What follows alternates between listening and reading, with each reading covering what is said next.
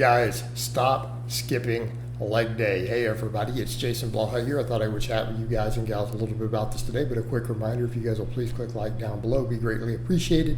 If you're not following or subscribed, please do so. And if you'll be kind enough to drop a comment down below, I'd appreciate it so much. Thank you. All right, let's get over to the topic. First of all, strength, sports, all these things. Guys are always skipping a leg day because a lot of times guys feel stuff like, well, it's not manly, it's not masculine, which is ridiculous. When you step back and think about the importance of hip extension, leg strength, and what all it's used for in real life, really a silly take. Number two, they think women don't notice or don't care about their legs or glutes, which nothing could be further from the truth. All right. Number three, you're literally killing your fitness. You are hurting your fitness. You're hurting your ability to cut. You're hurting your metabolic health. You're hurting your cancer risk, everything. So I'm going to briefly go through all of this. All right, first of all, the whole concept of it not being manly. Yet every single thing that guys think of is hyper masculine. Legs, glutes, hip drive, hip extension is absolutely critical. All the physical activities that dudes think of. All right, let's go down the list.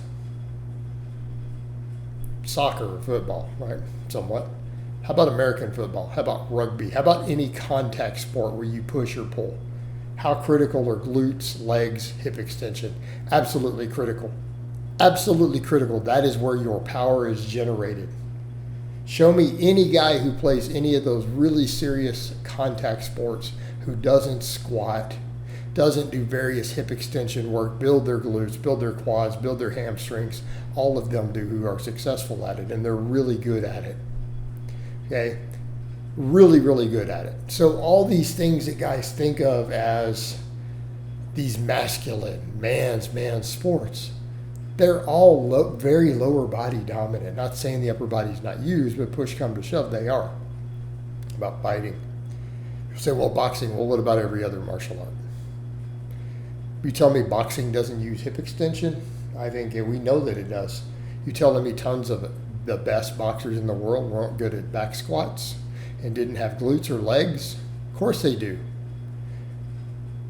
Every other sport, absolutely. Look at the squats of all these UFC fighters and cage fighters and everything. Tons of them are super strong. Tons of them are power lifters strong on their squats and things. So if these guys, who all these guys think of is hyper masculine, this whole concept that guys have, oh yeah, that's a serious alpha male, right? They get this idea, but then you don't want to do the things they do. You don't want to train anything like they train while pretending that it's somehow protecting your masculinity. That's a very fragile masculinity, guys, to where getting under a heavy squat bar and training your quads and your glutes is somehow not masculine. Yeah, I'm going to disagree.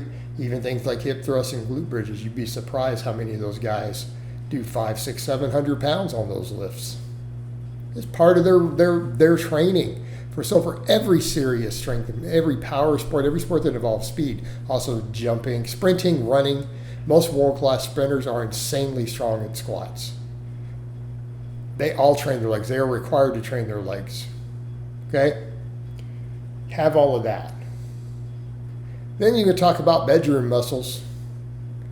Guys, all women don't care, really.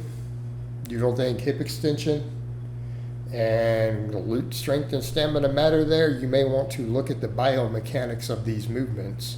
It absolutely matters. On top of that, then dudes will say silly stuff like, well, women don't care. Women notice. There were surveys done where women, the first body part they notice on a guy, and they're looking at a specific body part, was the butt. How are you going to build a muscular butt without doing squats and training your glutes? Very least you need to do squats. Women notice, they care. They also do notice your legs. They notice your lack of legs. If you have good legs, sometimes women will compliment them when you're out in shorts. If you're in shape, it absolutely happens. Ask me how I know. Look at my calves and legs. Next. Again, back to the thing. Women actually like glutes. And I actually had a younger client. He didn't want to do glute bridges in the gym because there were some girls watching him while he did it, and he was embarrassed. Really young client. He's like, well, the girls are watching me and I'm doing a chick exercise. And I'm like, no, dude, they're probably watching because there's a young man training his butt. And they like butts. They weren't looking down on you. They weren't making fun of you. They were probably like, oh, wow, okay. All right. More dudes should be trained in their butts. That's probably what they're thinking, and it's a lift a lot of them do, and know and respect. So it's a just strange idea that guys have. It's really, really strange. But then what about all the health benefits? We have more muscle in our lower body than our upper body. It means you're going to get more metabolic health, way better calorie burn. You're going to be able to eat more food without getting fat. So again, if your goals are to get lean, have abs, all this stuff, a lot of these guys who pursue this, that is their goal. They're not just training upper body to be fat.